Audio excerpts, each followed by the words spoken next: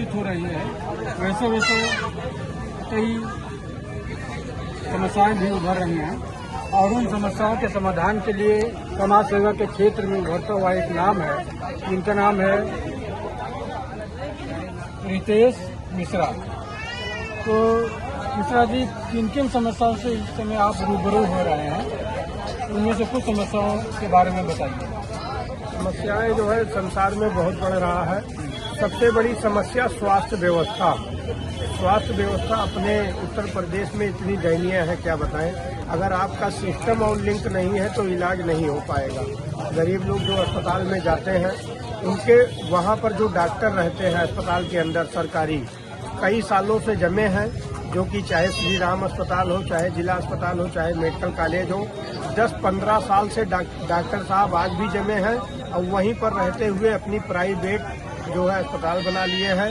सरकारी हॉस्पिटल के सामने अरबों खरबों रुपए का हॉस्पिटल बन गया, जो कि गरीबों का इलाज सरकारी अस्पताल में नहीं होता है। वहाँ के जो डॉक्टर के कंपाउंडर रहते हैं, उनको प्राइवेट भेजते हैं और उनके साथ उनका बेटा एक्सीडेंट हो जाए या पति एक्सीडेंट हो जाए, पूरा गहना खजाना अपना बेच करके जो है जमीन जायदाद इनको बचाने का प्रयास करते हैं, जो स्वास्थ्य व्यवस्था से बहुत ही गड़बड़ है। और हम लोग गौ तस्करी की, जो हमारे अयोध्या में अगर कोई बेजुबान घायल हो जाए तो योगी जी के राज्य में यहाँ पर पशु अस्पताल 2 सालों से हट गया, जो कि आज तक अस्पताल बना नहीं। और हमारे योगी जी अपने ट्विटर अकाउंट से ट्वीट किए थे, राम की पैड़ी पर चेंजिंग रूम बने। वहाँ पर जो हमारे सांसद विधायक महापौर हैं, मुख्यमंत्री की बात नहीं माने और न मानते हुए उनके अधिकारी भी नहीं माने। वहाँ पर प्राइवेट चेंजिंग रूम राम की पैड़ी पर लगा है। लोग उसका दुरुपयोग करते हैं, शोषण करते हैं तीर्थयात्रियों के साथ। जो सरकार की व्यवस्थाएं हैं, सरकार तो बहुत कुछ दिए है, केवल अयोध्या में मेन रोड चमक रहा है। ये तो एक ज्वलन समस्या है, जिस पर योगी जी को ध्यान देना चाहिए। चेंजिंग रूम महिलाओं के स्नान करने के बाद में कपड़े वस्त्र बदलने के लिए बहुत ही आवश्यक है। सरकार तो ध्यान दे रही, लेकिन सरकार के जो लोग हैं, एक इंसान कहाँ तक देखेगा। जो यहाँ के महापौर हैं, विधायक हैं, सांसद हैं, पार्षद हैं, इनकी जिम्मेदारी है, लेकिन इनके कहने के बाद या अधिकारी नहीं सुनते हैं या तो ये लोग कमीशन के चक्कर में रहते हैं। जो आज तक राम की पैड़ी में आप देखेंगे एक भी चेंजिंग रूम नहीं है।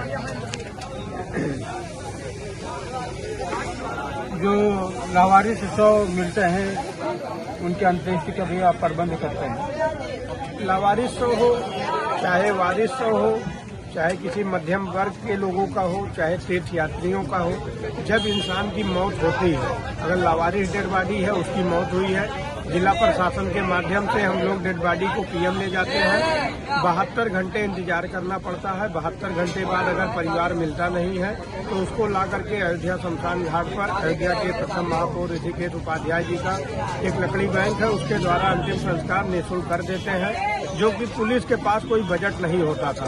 तो दूसरे की चिता के ऊपर डेड बॉडी जलाते थे और या शमशान घाट पर जो अर्जली लकड़ी रहती थी उससे जलाते थे।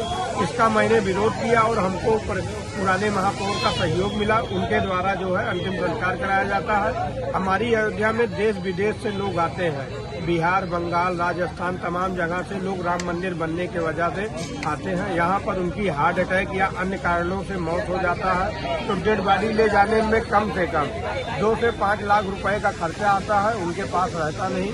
उनका अंतिम संस्कार हम लोग यहाँ पर निःशुल्क करा देते हैं।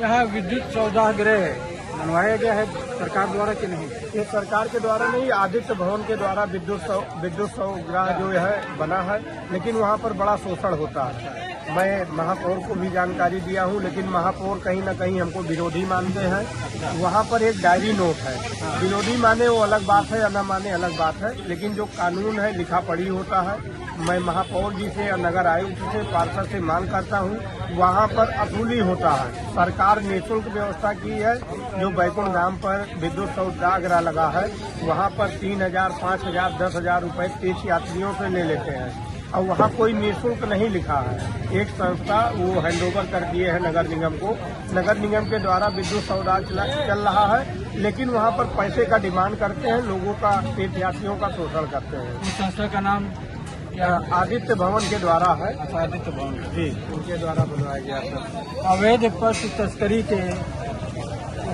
उन्मूलन के लिए भी आप लोग काम कर रहे हैं।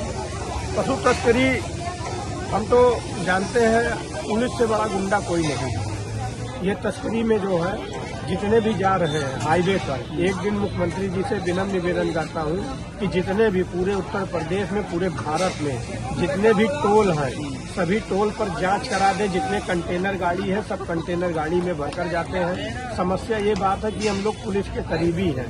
कोई भी चौकी इंचार्ज, जैसे शहर छोड़ दीजिए, देहात में या हाईवे पर जब गौ तस्कर की गाड़ी पकड़ जाती है तो उस गाय को वहाँ पर डॉक्टर आते नहीं है डॉक्टरी करने। उसके बाद जो जानवर मर जाते हैं, उस चौकी इंचार्ज को अपने जेब से पैसा खर्च कर जेसीबी मंगाना पड़ता है। उस गाय को कोई गौशाला में रखने को तैयार नहीं होता है। बहुत बड़ी सरदर्दी आती है। अगर जानवर उसमें बीमार है तो कोई डॉक्टर इलाज करने आता नहीं है। जो जानवर है उनको भूसा चीनी चोकर खिलाना है, चौकी इंचार्ज के पास व्यवस्था नहीं है। तो ऐसे चौकी इंचार्ज भी बहुत जो है आंख बंद कर लेते हैं और गाय को भेज देते हैं, क्योंकि अगर पुलिस को सरकार सुविधा देगी तो कोई गौ तस्करी नहीं कर पाएगा। वाहनों के रुकने के लिए अवैध वसूली भी की जा रही है। पार्किंग के नाम पर बहुत वसूली हो रहा है। और जैसे बीजेपी यहाँ पर हमारे मोदी जी, योगी जी और लल्लू सिंह सांसद तीनों लोग गाड़ी से प्रचार किए थे। यहाँ की सांसदी का चुनाव बम्पर वोट से जीतना चाहिए, लेकिन यहाँ के व्यापारियों के साथ, जनता जनार्दन के साथ बड़ा छला गया, ठगा गया, जो है बड़ा शोषण हुआ। अब तीर्थ यात्रियों के साथ शोषण हो रहा है। अयोध्या में सब बाहरी लोग आकर के जो है तीर्थ यात्रियों का शोषण कर रहे हैं, बदनाम अयोध्यावासी हो रहे हैं। और भाजपा लिख ले जो है, अगर ये अयोध्या विधायकी न हार जाएंगे तो बताइएगा, क्योंकि जितना शोषण तीर्थ यात्री और अयोध्या की जनता के साथ हो रहा है क्या बताएं। मूर्धनी लोग, शमशान घाट के जो लोकल लोग आते हैं, महापौर को शर्म करना चाहिए कि यूपी 42 नंबर मोटरसाइकिल लाद ले जाते हैं, गाड़ियों में लाख लगाकर 1000 रुपए वसूली करते हैं। यहाँ जो है सड़क पर जो है गुंडा टैक्स वसूली करते हैं। जिला प्रशासन को सब जानकारी है। जानकारी होने के बाद भी एक विभाग दूसरे विभाग के ऊपर आरोप लगाता है, इसलिए कोई कार्रवाई नहीं होता। और बड़े लोग हावी हैं, बड़े लोग हावी हैं, उनकी हर जगह सुनवाई होती है, गरीबों का कोई सुनवाई नहीं। आपने अयोध्या के ज्वलन समस्या के बारे में विस्तार से बताया है, इसके लिए हम आपके आभारी हैं और समय समय पर हमारा आपका पारस्परिक सहयोग बनता रहेगा। धन्यवाद।